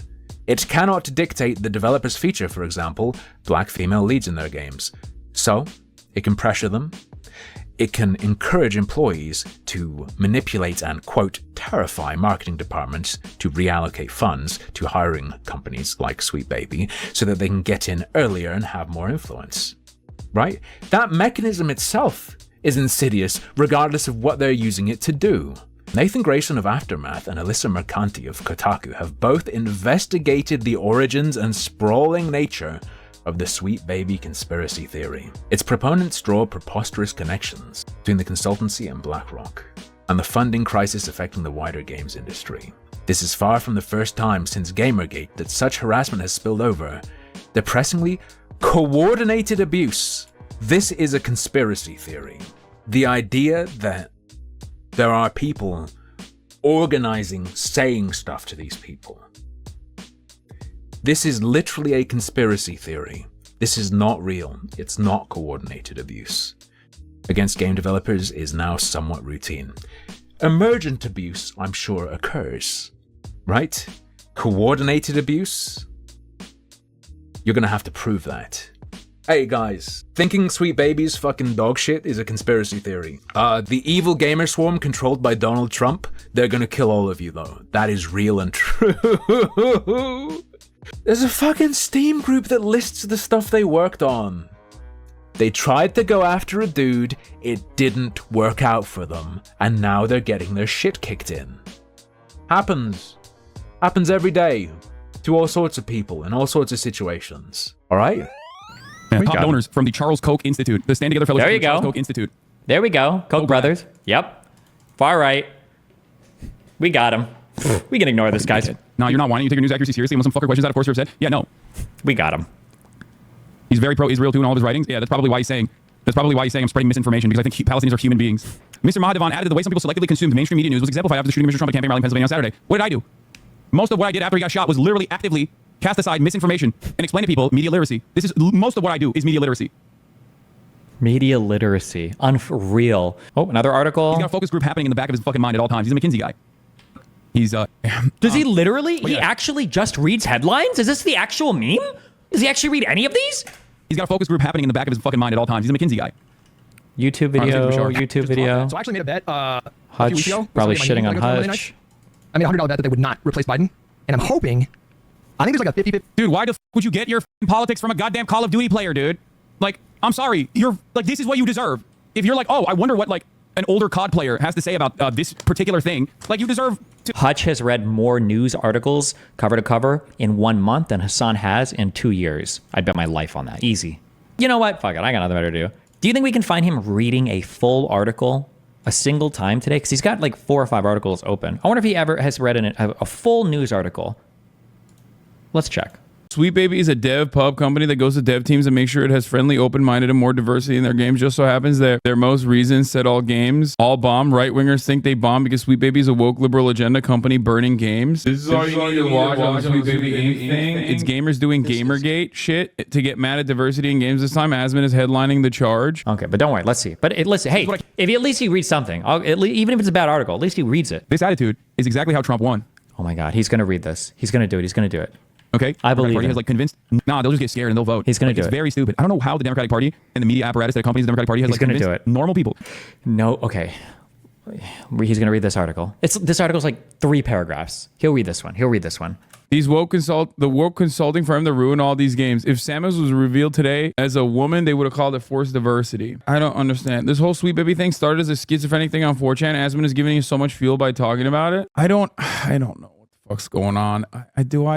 Do I want to cover this? I don't know what the fuck is happening. Sweet Baby Inc. doesn't do what some gamers think it does. No one company isn't forcing diversity on your all favorite games. Wait. Hold on. This is an article. Who's in support of Benjamin. Is he going to read this one? Voters used to reckon with this reality. Oh my God, hold on. He might be reading this article. Sweet Baby Inc. is the largest narrative design company in the games industry, nor is it solely responsible for the characters and stories of recent high-profile releases like Alan Wake 2, God of War Ragnarok, Suicide Squad, Justice League. But good luck telling some gamers that. Late last month, one of the company's consultants discovered a Steam group dedicated to detecting games that Sweet Baby Inc. has worked on. The purpose? To encourage people to avoid those games because the group had deemed SBI was pushing a woke agenda by working towards greater diversity, equity, and inclusion. The Steam group now has more than 100,000 followers in its own Discord that boasts nearly 2,000 members. But this ire against Sweet Baby Inc. and DEI initiatives in general isn't new. October 2023 Keyboard post shares similar sentiment, stating that the company's involvement in Remedy's award-winning 2023 action game Alan Wake 2, possibly one of the biggest scandals in gaming history. Damn, that was a huge paragraph. In order to successfully launder the narrative that video games are too woke, you have to get mad at like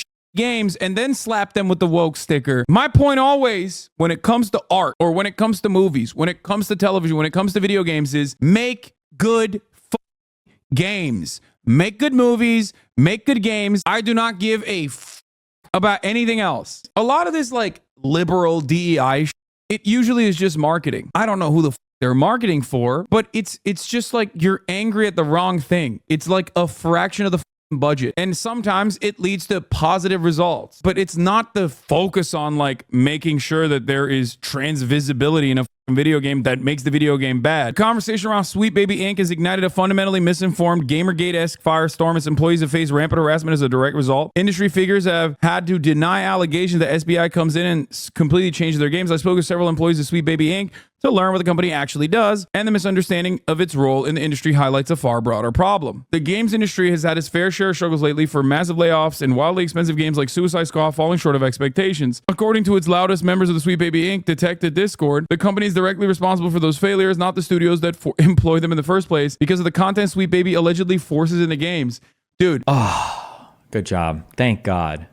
My streamer, my new streamer. Hell yes. I swear to God, gamers, just like many other people, will literally see capitalism, take out its cock and slap them in the face and go, you know what this is? It must be black people or trans people doing this to me. You could have like the Monopoly man come out and be like, I'm doing this. Put the monocle on, okay, and be like, I'm doing this. I'm ruining your favorite activity for money because you're stupid and I will make more money. That's why I'm going to keep juggling IP over and over again. Oh, you want more loot boxes? Well, guess what? Our profit margins are looking better than ever. That's why we're going to keep doing mergers and acquisitions, baby. Nothing for the art itself. Money. I'm doing it for money. I love capitalism. And they'll be like, they'll look at that and they'll go, gay people did this. I'm so mad at gay people. I'm so mad at the gay people that did this to me. I've seen a crazy amount of videos of political pundits trying to Monday morning quarterback what happened. It was like Kamala didn't go on Joe Rogan, and Trump did go on Joe Rogan. Kamala Harris didn't go on, what the fuck was that dude's name? Theo Vaughn's podcast. And Donald Trump backers participated in subterfuge. Elon Musk spread misinformation or disinformation. It's probably both. It's not just bots posting AI-generated Elon Musk. Elon Musk himself is also posting AI-generated Elon Musk. At all hours of the day, the world's richest man is posting fake photos of himself, often in heroic poses with the sun hitting just right. They're obviously AI-generated. But why is he posting these? Well, he's posting these for personal branding, vanity. Elon has spent a lot of time and energy painting himself as a hero, a warrior, a gladiator, if you will. But the problem is, he doesn't exactly strike an intimidating pose in real life. But that's nothing a little AI Photoshop can't fix. And even though a lot of his followers may know deep down that these aren't real pictures of him, they still have the desired effect. I mean, these pictures hit 1 million likes for reasons beyond irony and memes, unfortunately. The bots are posting AI Elon as a malicious scam. But Elon is posting AI Elon for presentation purposes. He's using them to curate the experience his followers have on the site. My point with all this: how fake content is framed is very important. The person spreading the content has a lot of power in how it's perceived. I'm so scared that they're gonna go with fucking Pete Buttigieg, though. Now that's a motherfucker who's not pro-labor. Okay? He doesn't have the instinct. He only fights in a way that appeals to liberals. He's just, he is basically our JD Vance. He's got more charisma than JD Vance, but that's not saying much, because JD Vance is like a Donald Trump Jr. style. What? Gay people did this. I'm so mad at gay people. I'm so mad at the gay people that did this to me. All of these retrospectives and postmortems are very fascinating and interesting in the theories, these wild speculations of why Donald Trump won and Kamala Harris lost. But they're all wrong. I'm honestly shocked that no one else has identified this yet. It's fairly obvious, and the fact that it's not even spoken about is just wild to me. Like, what kind of world are we living in when we can't even acknowledge reality, like, around us?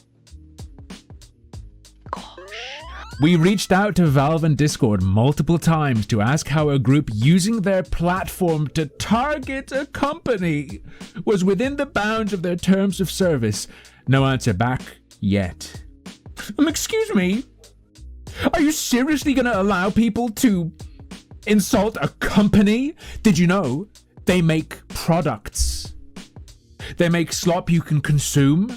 You should be consuming, not criticizing. What the hell is wrong with these people? This is allowed? This is allowed? Accusations against the company have been spread through a dedicated Discord server and Steam community group. Sure, some of that happened. Very important 2 words though. So what? Number 3. It's not like they're journalists. It's not that they're writing the news, is it? I'm more concerned with the people writing the news lying, personally, than people talking shit on Discord. It's unclear if Valve and Discord view this conduct as acceptable within the boundaries of their terms of service. Thank you, Hall Monitor. Appreciate it. Narrative consultancy group Sweet Baby Inc. has become the target of an online harassment campaign, linking to Kotaku's article that of course does not mention the behavior of Sweet Baby Inc. employees that caused this to all blow up for real, for its consulting work on games like Alan Wake 2, Marvel's Spider-Man 2, and Suicide Squad Killed the Justice League. Why? The answer is frustratingly hard to put down into words. No, it isn't. The blow-up is because their employees targeted someone who did nothing wrong in simply listing the games Sweet Baby has worked on, for any interested party to subscribe to and just have that knowledge to do with as they wish. The intention was so that people could avoid it, but you could use it for anything. They did nothing wrong. And these employees got salty, lashed out, and tried to wreck his shit. So hundreds of thousands of people hate them. Yes, that is why this has happened. Yes, people shit on them before. Nothing like this. This whole event is based on that. Very, very, very easy to put down into words. Their work has been reframed as shoehorning black or LGBTQ characters into games for which they were not originally designed. CEO is going to have to take some fucking responsibility for sharing a story in which he recommended, oh, if you want more diversity, don't just have a French person, turn them black. Sorry, take some fucking responsibility. If people think that, maybe it's because of what she said. If you're going to blame people talking about Sweet Baby for the perception of Sweet Baby, you have to blame the people themselves and their own words as well. But I think it's still amazing that I can be seated in a meeting and told that out of 12 characters, we already have one black one, so there can't possibly be a second. I get that way too much. And I once worked on a project where they had an all-white cast, and they expressed their desire, like, okay, we need to mix it up a bit. How about this character is kind of like stereotypically French? So they have a beret, and they have like a striped shirt. And I was like, okay, if you need to do that, can we at least make them a person of color? Yeah, nowadays that is stereotypically French. Is she fucking trolling? Does she understand that that can be interpreted as a fucking dog whistle? What the fuck is this? Is she actually trolling and is like red-pilled? And they said, oh no, that would be weird. They're already French. When word of the curation group Sweet Baby Inc. Detected first surfaced on social media, it seemed like a joke. What was the point of making a curation page detecting games that a consultancy company worked on, especially when the games are listed on their site? This guy's just a dumb fuck! They'll continue to work on games, right? What if people just don't like this company, as is their right to feel that way, and they don't want to buy games that this company has worked on for whatever reason? Isn't it convenient to subscribe to a tool that when you look at a game will automatically tell you, instead of checking the Sweet Baby website every single time you want to get a game? The reason is obvious. Why are there curators that tell you if a game uses de novo when you can just look it up yourself? You stupid fucking retard? Are you pretending? Are you pretending? Fuck me. The answer unfortunately goes back to how conspiracy theories spread rapidly in the age of the internet. Ah, okay. In order to act, Again, Nick Andros, yes. You can also flip it the other way. What's the big deal with the curator existing if the same info is on their site? Yes. What's the problem with it? He's apparently going to answer it now. In order to act like Sweet Baby is the center of some conspiracy theory, there has to be evidence that can be dug up. The bulk of that evidence has been in taking clips from GDC talks and interviews out of context to highlight only comments that support their narrative. What does that have to do with the curation group? Also, right, if someone has a YouTube video, right, and they're going like, oh, I had beans on toast for dinner last night, and then this morning I had Frosties, and then I beat my kid, and then, you know, I played some games, and then I had beans on toast for dinner again. If I clip the part of that video where they talk about beating their kids, it's because that's the relevant part if I'm talking about them beating their kids. You can't then say, oh, you're just clipping the part that supports what you're trying to say, right? You're just clipping out the part that supports it. What about the beans on toast? What about the beans on toast? When people clip out the CEO talking about the strategy of getting people who work at these companies to, quote, terrify marketing departments to reallocate funds, it's because that's the part that's relevant to what they're talking about. Them not including the history of, oh, we worked at Ubisoft and we were getting crunched too hard, so we wanted a scenario where we didn't have to work like that. That's irrelevant. Out of context as a critique of a clip implies that there is some part of it being ignored that refutes what is being clipped. That is not the case with any of these little snippets. It doesn't change the meaning.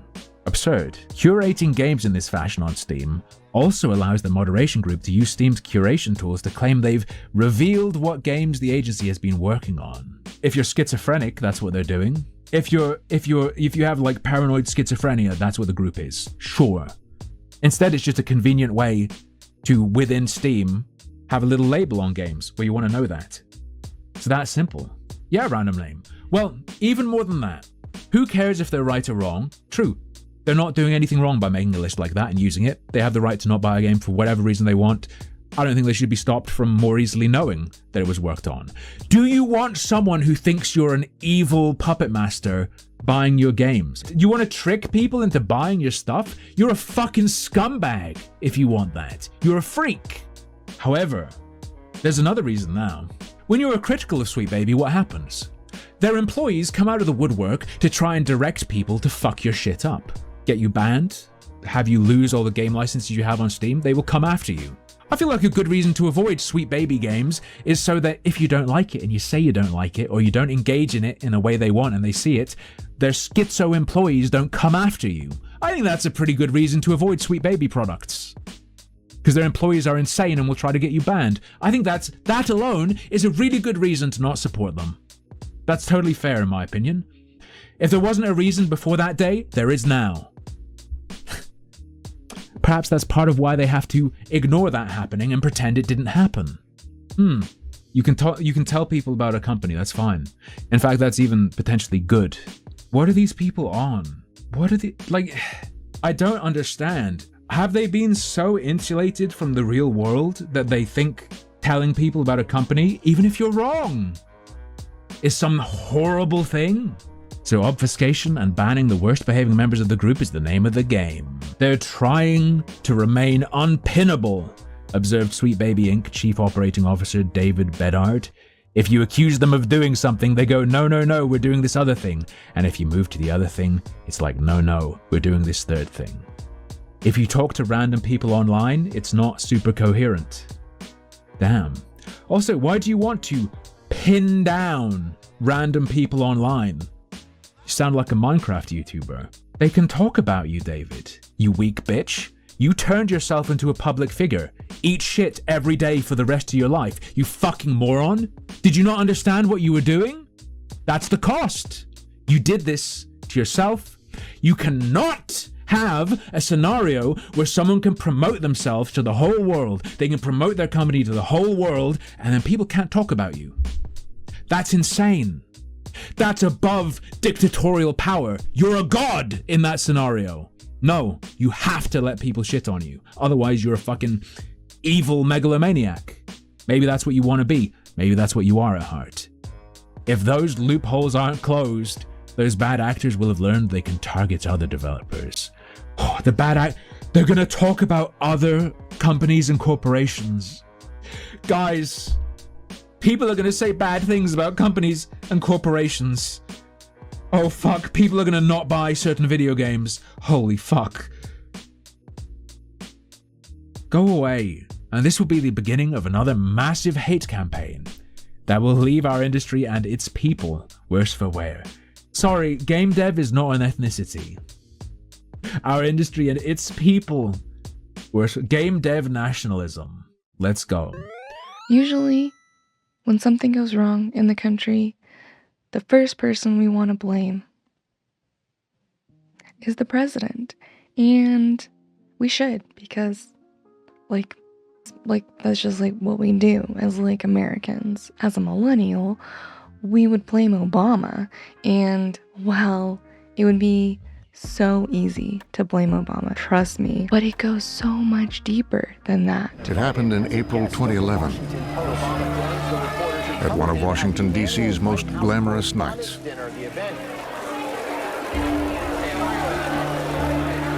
I got to talk to Donald as we were going to our seats, and he was in just such a great mood, and he was very jovial, and people were taking pictures, and it was very exciting that Donald was there. And fucking Donald Trump is president. It's just fucking wild. I think Trump just like sees memes and they just like stick with him and evolve into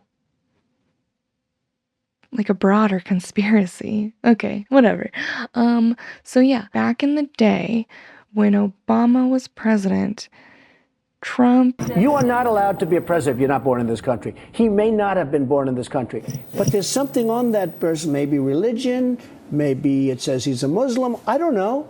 Maybe he doesn't want that, or he may not have one. But I will tell you this, if he wasn't born in this country, it's one of the great scams of all time. Donald Trump started the birther movement because Barack Hussein Obama. Joe Biden was very disrespectful last night to President Barack Hussein Obama. You saw that.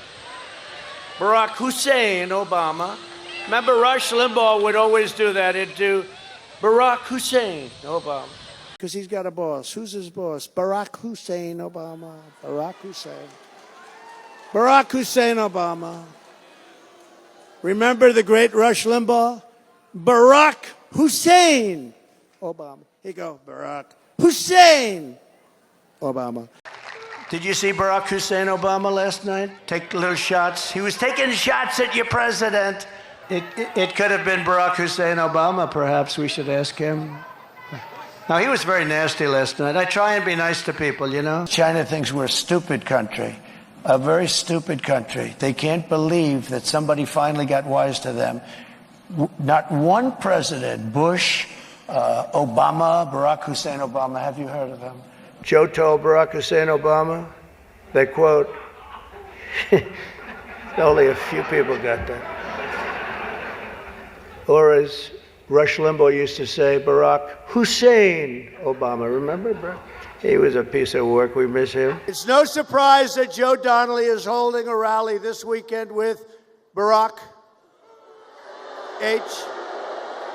Obama. Obama had not shown Donald Trump his birth certificate. And so, obviously, the president who did the Muslim ban is going to want to know if our president is Muslim.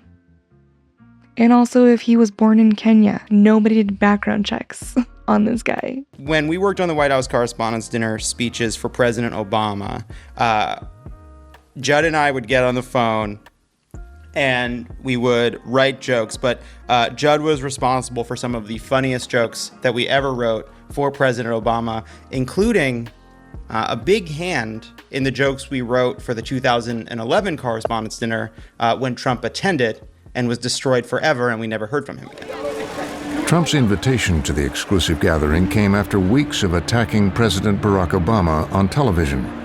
You are not allowed to be a president if you're not born in this country. He may not have been born in this country, but there's something on that person, maybe religion, maybe it says he's a Muslim, I don't know. Maybe he doesn't want that, or he may not have one. But I will tell you this, if he wasn't born in this country, it's one of the great scams of all time. But that night, in front of Washington's journalists, politicians, and power brokers, Obama would hit back. President Obama takes the microphone. All right, everybody, please have a seat. Donald Trump is here tonight. And proceeds to fillet Donald publicly. Barack Obama is a master joke teller in a way that I don't know if people can fully fathom. No one is happier, no one is prouder to put this birth certificate matter to rest than the Donald. And that's because he can finally get back to focusing on the issues that matter. Like, did we fake the moon landing? I was sitting 20 feet from him, and just the look of discomfort on his face. What really happened in Roswell? And where are Biggie and Tupac? Donald's face was so incredibly serious. It was so incredibly he just put on a poker face. I was 2 tables away from Trump. The conventional way in Washington of absorbing a joke at the White House Correspondents' Dinner is to keep your chin up and at least pretend to have a sense of humor about it, even if you go cry into your pillow that night. But Trump was steaming. His face was all locked in. He was not having a good time. And then you got on the phone, and that's when you started riffing about The Apprentice, and that's when we started writing that section. All kidding aside, obviously we all know about your credentials and breadth of experience. For example, that it would be funny for the president to describe in insane detail an entire episode of The Apprentice, and then make a flippant remark about how qualified Donald Trump was, No, seriously, just recently in an episode of Celebrity Apprentice at the steakhouse, the men's cooking team did not impress the judges from Omaha Steaks. And there was a lot of blame to go around, but you, Mr. Trump, recognized that the real problem was a lack of leadership. And so ultimately you didn't blame Little John or Meatloaf. You fired Gary Busey. And these are the kind of decisions that would keep me up at night. And he's being treated like a piñata by the President of the United States. And I think he felt humiliated.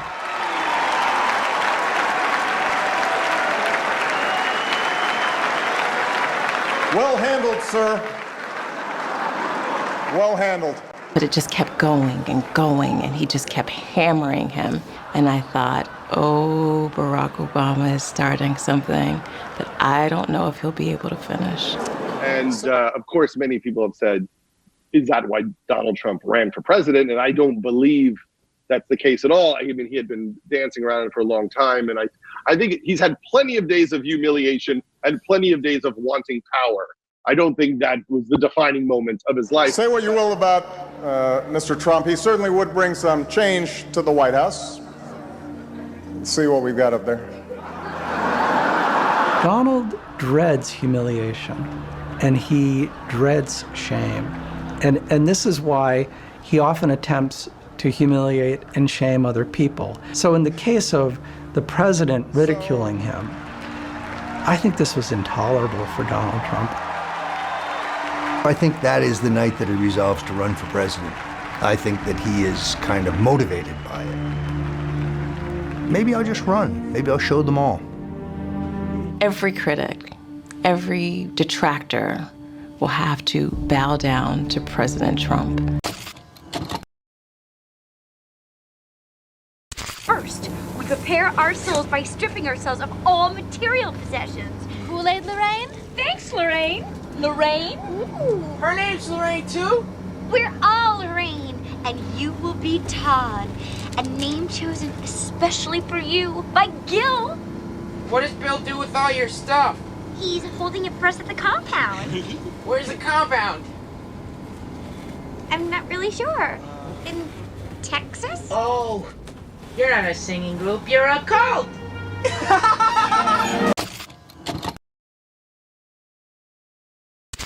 It's everyone who's ever doubted Donald, whoever disagreed, whoever challenged him. It is the ultimate revenge to become the most powerful man in the universe. God bless you, and may God bless the United States of America. Donald Trump's fantasy is to be the guy who takes the key to the Oval Office from Barack Obama's hand in 2017. And it's personal. This is a burning personal need that he has to redeem himself from being humiliated by the first black president.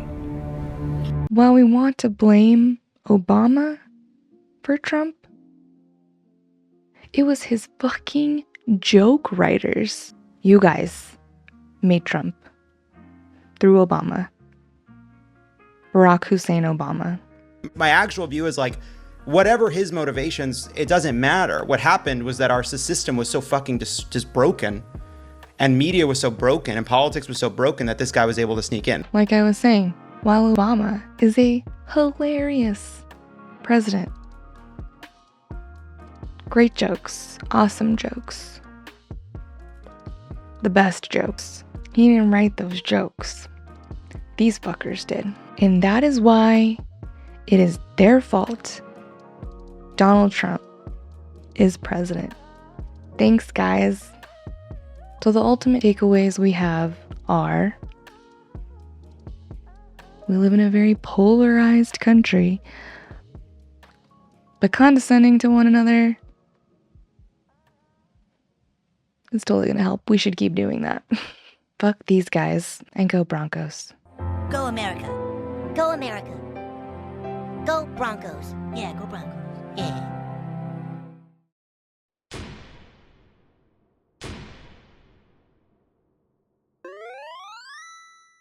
You went full retard, man. Everybody knows you never go full retard. America, you are the reason. You, this guy, right here. Are you guys, like, involved politically in any way?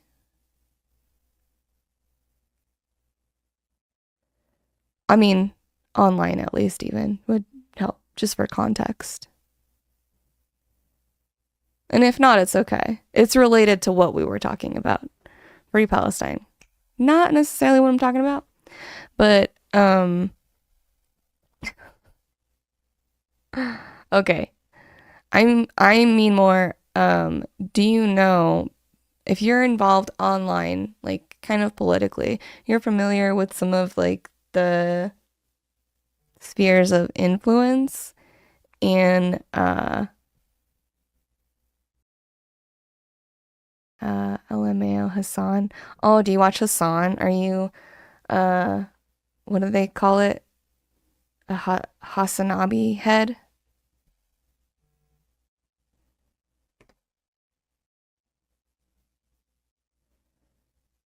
My invoking. Oh, my brother.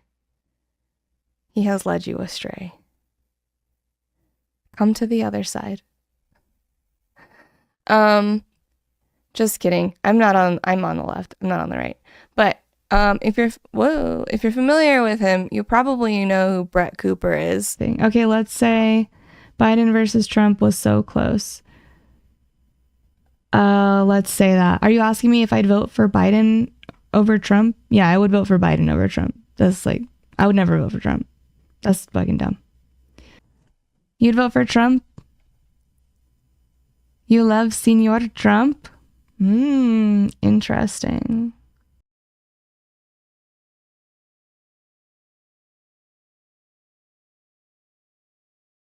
Are we going to have a Gamergate elected Trump meme in this article?